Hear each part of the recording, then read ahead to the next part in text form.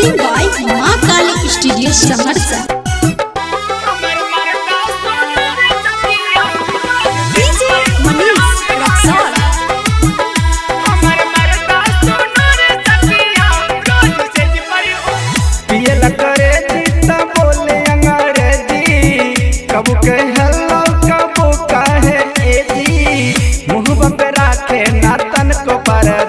हमर मरदा सुनो रे सखिया रोज से पर पूरा बिगाड़दा। हमर मरदा सुनो रे सखिया रोज से पर पूरा बिगाड़दा।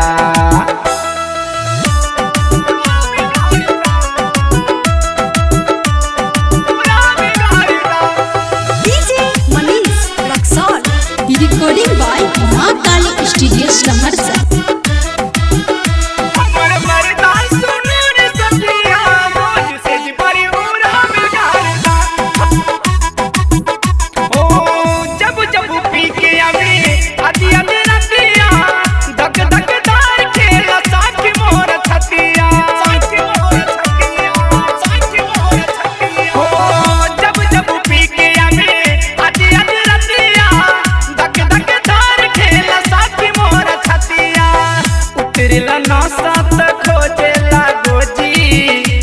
बनौल सखी रोजे के रोजी देहिया से रोजे हटावे पर्दा। हमर मरदा सुनो रे सखिया रोज से पर पूरा बिगाड़दा। हमर मरदा सुनो रे सखिया रोज से पर पूरा बिगाड़दा।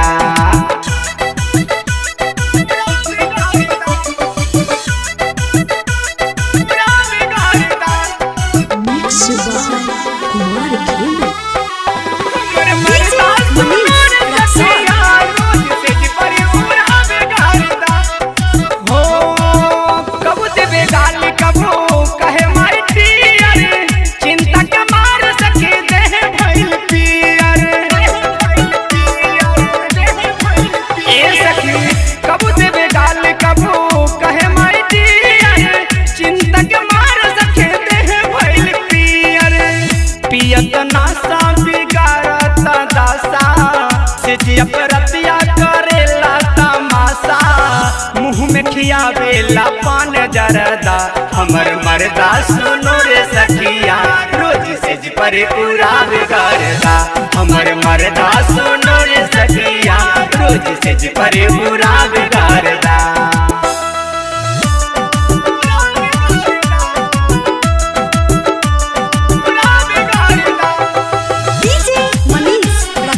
रिकॉर्डिंग बाय माँ काली स्टूडियो समरसा।